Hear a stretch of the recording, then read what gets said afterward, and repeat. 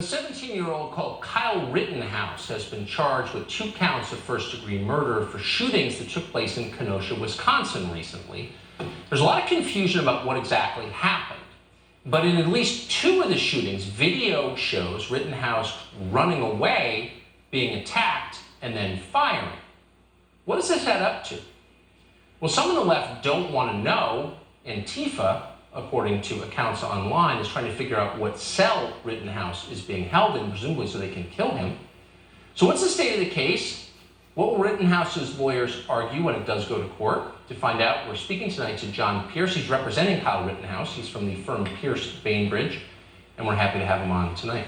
Mr. Pierce, thanks so much for coming on.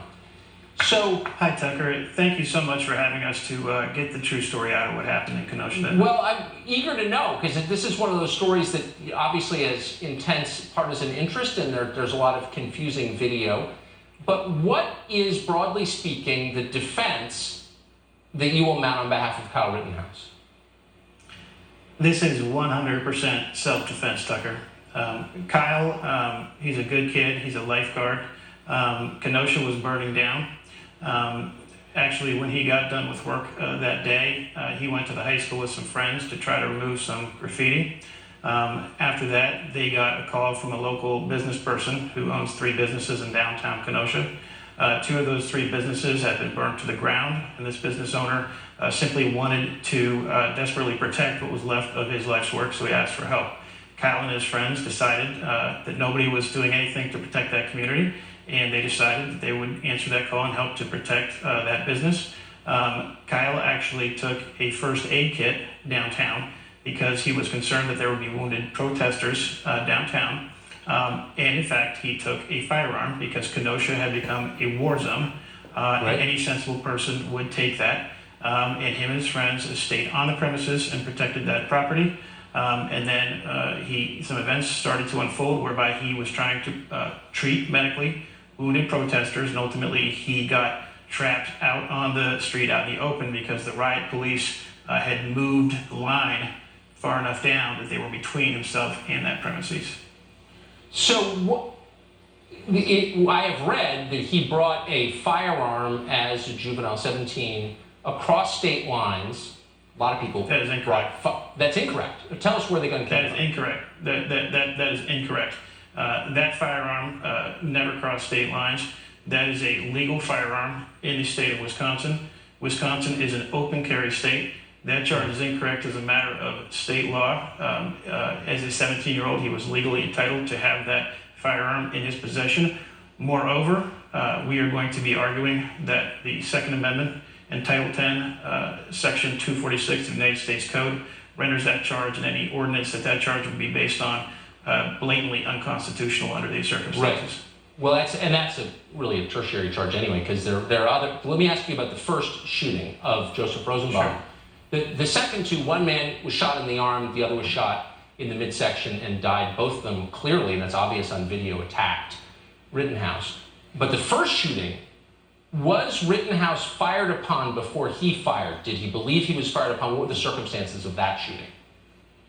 Absolutely. The New York Times has a report and has analyzed this very closely. There was a shot that was fired as Kyle was retreating, actually, from a mob that had become enraged that he was trying to put out fires that the arsons had set, and because he was trying to protect property. The mob became enraged. They began screaming that Kyle needed to be killed, and they were going to kill him. They started relentlessly hunting him as prey as he ran down the street attempting to retreat.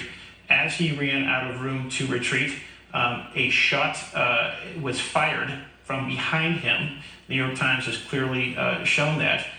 Shortly after that, the individual, Mr. Rosenbaum, who was leading the attack on him, set upon him immediately, began to assault him from behind, attempted to take his weapon, take his firearm, and Kyle, when he turned, he instantaneously had no choice but to defend himself by firing, because he was in imminent danger of serious bodily harm or death. So that was the first shooting. So that happened. That's right. Called a friend on the phone, said, I think I've killed someone. And then he begins to run. Oh, I'm sorry. Yeah, actually, let me clarify that. So actually, Kyle actually attempted to stop and to check on the individual who had been shot. He did make a call to his friend. He said to his friend that he had shot someone. He immediately had to retreat from that area because the mob that was the rioters that were chasing him, who had witnessed this, immediately called him out for the shooting, which of course wasn't self-defense, but they called him out for the shooting. They began saying that he needs to be craniumed, that he essentially needed to be killed. So he began retreating back down the street. He began running back down the police line to try to get to safety. Again, the mob relentlessly and viciously pursued him, and he was struck as he was running from behind by one of the rioters. He tripped and fell to the ground. And then one of the rioters was right over him with a Glock. The other one was attempting, and both of them were attempting to disarm him, to take his AR-15. He was successful in being able to fight that off, and he had no choice but to then immediately defend himself. He was in fear of serious bodily harm or death. He fired and disarmed the individual who had the Glock by hitting him in the arm. He shot and killed the other person who was attacking him.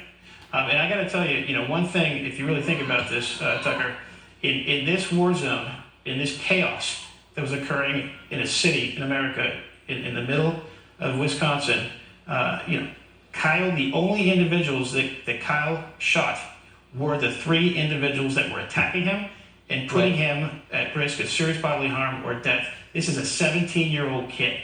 This is amazing. So let me ask you this, and I think that's a fair point. He didn't shoot indiscriminately, and I'm taking your word for it in the first one because I haven't seen the video, but in the second 2, I have seen the video. One guy attacked him, the other guy was pointing a gun at him. Here's my question. He shot that man in the arm and the man backed off. That man survived. That man has not been charged. He came at a 17-year-old with a gun. Why has he not been charged? So here's a question that I have, Tucker. Where are the charges for aggravated assault against Kyle Rittenhouse? Where are the charges for arson in our cities? Where are the charges for rioting?